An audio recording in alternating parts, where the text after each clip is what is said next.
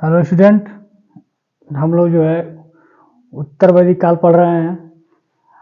आपका जो है उत्तर वैदिक काल समाप्त हो चुका है, इसलिए हमने उत्तर वैदिक काल और सिंधु घाटी सभ्यता के कुछ जो महत्वपूर्ण बिंदु थे उनको जो है हमने एक तुलना के रूप में जो है समझाया है, ताकि आपको स्पष्ट रूप से समझ आ सके कि सिंधु घाटी सभ्यता और वैदिक सभ्यता दोनों में अगर आपको जो है तुलना करने की बात आए या अंतर करने की बात आए कि दोनों सभ्यताओं में मुख्य रूप से क्या अंतर था, तो आप उसको जो है दो चार बिंदु आप किसी को कैसे समझा पाएंगे कि सिंधु घाटी सभ्यता वैदिक सभ्यता से किस प्रकार भिन्न थी।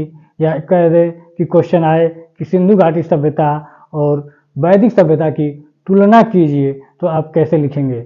इसलिए आपको जो है हमने 5-6 बिंदु जो है मोटा मोटा जो आप समझ सके, और जो किसी भी अगर आप किसी को हम समझाते हैं, किसी को पढ़ाते हैं, तो आपको अच्छे से समझ बता सके आप उसके आधार पर जो है हम देखिए हमने जो बनाया है, ताकि आपको अच्छा लगेगा समझ के कि सिंधु घाटी सभ्यता तथा वैदिक सभ्यता की तुलना। यहाँ पे सिंधु घाटी सभ्यता 2 पार्ट में हमने बांट दिया है और वैदिक सभ्यता। यहाँ पर जो उन्हीं बच्चों को समझ में आएगा जिन बच्चों ने पूरा का पूरा जो है सिंधु घाटी सभ्यता को अच्छे से पढ़ा होगा और वैदिक सभ्यता को अच्छे से पढ़ा होगा, उनकी राजनीतिक स्थितियों के बारे में, सामाजिक स्थितियों के बारे में, धार्मिक स्थितियों के बारे में, और उनकी जो मुख्य रूप से जो पहलू है कृषि, पशुपालन, उद्योग, व्यापार, इन सबको जो अच्छे से समझा होगा, वही जो है विस्तार से अगर पीसीएस के मेंस जैसे क्वेश्चन जिसमें लिखने के लिए आता है, आप उसमें कैसे लिखेंगे, एक छोटा सा सैंपल की तरह है, देखिए उसको। सिंधु घाटी सभ्यता कह रहा है कि सिंधु घाटी सभ्यता यह नगरी सभ्यता थी। हमने सिंधु घाटी सभ्यता को विस्तार से पढ़ाया है। जिन बच्चों ने हमारा वीडियो देखा होगा उनको तुरंत समझ में आ जाएगा कि सिंधु घाटी सभ्यता एक नगरी सभ्यता थी, और क्यों नगरी सभ्यता कहते हैं इसको हमने उसमें विस्तार से समझाया है।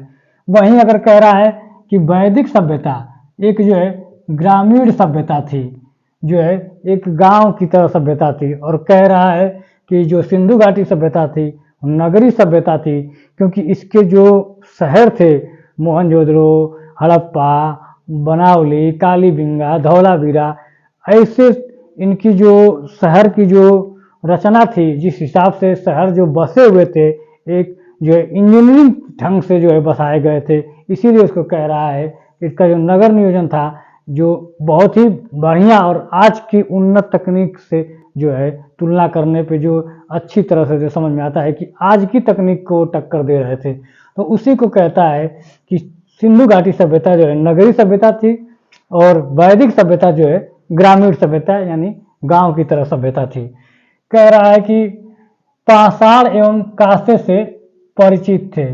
पाषाण का मतलब जो है पत्थर, और कांसे को आप जानते ही हैं, कांसा एक धातु। तो वही कह रहा है कि सिंधु घाटी की सभ्यता के लोग जो है पाषाण और कांसे के जो प्रयोग करते थे, इन धातुओं को मिलाकर जो है वो एक हथियार बनाते थे, जिससे वो जानवरों को मारने, अपनी सुरक्षा करने के लिए या फसलों की सुरक्षा करने के लिए जो है इसका प्रयोग करते रहे होंगे। और कह रहा है वैदिक सभ्यता में सोना, तांबा और लोहे से परिचित थे। कह रहा है कि सिंधु घाटी सभ्यता के बाद जब वैदिक सभ्यता आई तो इन लोगों को जो है सोने के बारे में, तांबा के बारे में और लोहे के बारे में लगभग अच्छे से इनका परिचय था। अगर पूजा पाठ की बात की जाए अगर, तो ये लोग लिंग पूजा और मूर्ति पूजा के समर्थक थे। वहीं कह रहा है कि वैदिक सभ्यता बौद्धवाद के समर्थक थे, यज्ञ करते थे, लिंग पूजा करते थे और मूर्ति पूजा के विरोधी थे। कह रहा है कि उस ये जो है उत्तर वैदिक काल की बात कर रहा है कि उसमें जो है ब्रह्मा, विष्णु, महेश जैसी संकल्पना आ गई थी। तो वही कह रहा है कि बौद्धवाद के समर्थक देवता तो बहुत थे। उत्तर वैदिक काल में इन्होंने जो है बहुत सारे देवता आ गए थे, लेकिन ये मूर्ति पूजा के क्या थे, विरोधी थे। कह रहा है कि सिंधु घाटी सभ्यता के लोग घोड़े से, कौन से जानवर था, घोड़े से अपरिचित थे। घोड़ा एक ऐसा पशु था जिसके बारे में सिंधु घाटी सभ्यता के लोगों के बारे में कोई साक्ष्य जो है अभी ठीक से प्राप्त नहीं होते हैं।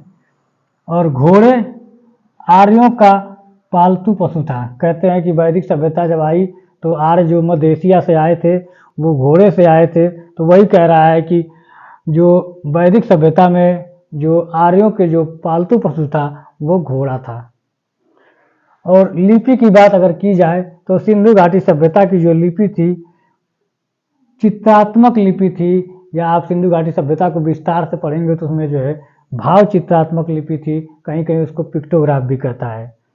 वही अगर आर्यों की बात की जाए तो आर्यों की जो है शिक्षा प्रणाली जो है मौखिक थी। इनके पास कोई जो है साहित्यिक स्रोत नहीं था, लिखा हुआ कोई स्रोत नहीं था। इनके जो साहित्यिक स्रोत थे ये बहुत बाद में लिखे गए थे। उसी को कह रहा है कि इनकी जो प्रणाली थी शिक्षा केवल मौखिक प्रणाली थी। गुरु जो है शिष्यों को एक पीढ़ी से दूसरी पीढ़ी तक केवल जो है एक मौखिक रूप से जो है ज्ञान देता था। और समाज के बारे में बात किया जाए तो सिंधु घाटी सभ्यता का जो समाज था वो मात्र सत्तात्मक समाज था। वहीं अगर वैदिक सभ्यता की बात किया जाए तो इसका जो समाज था वो पित्त सत्तात्मक समाज था। कहते हैं कि सिंधु घाटी सभ्यता में जो है मात्र सत्तात्मक था। महिलाओं की स्थिति जो है बहुत अच्छी मानी जाती थी। और धीरे धीरे जब कहते हैं कि पूर्व वैदिक काल का जब समय चल रहा था उस समय भी महिलाओं की स्थिति जो है बहुत अच्छी मानी जाती थी, लेकिन जैसे जैसे जो है उत्तर वैदिक काल आया महिलाओं की स्थिति में दिन प्रतिदिन जो है गिरावट आई। और लगभग वर्तमान में हम देखें तो महिलाओं की जो स्थिति है वो दिन प्रतिदिन गिरती जा रही थी, लेकिन सरकार की जो विभिन्न योजनाएं हैं जिनके द्वारा जो है महिलाओं को जो है ऊपर उठाने का कार्य किया जा रहा है। आपको जो है पूरा मैंने जो है सिंधु घाटी सभ्यता और वैदिक सभ्यता की तुलना कर दिया ताकि आपको जो है अच्छे से इनके अंतर को भी आप समझ चलेंगे। अभी हमारा आपका जो है पूरा का पूरा वैदिक सभ्यता का चैप्टर लगभग जो है समाप्त हो गया है। धन्यवाद।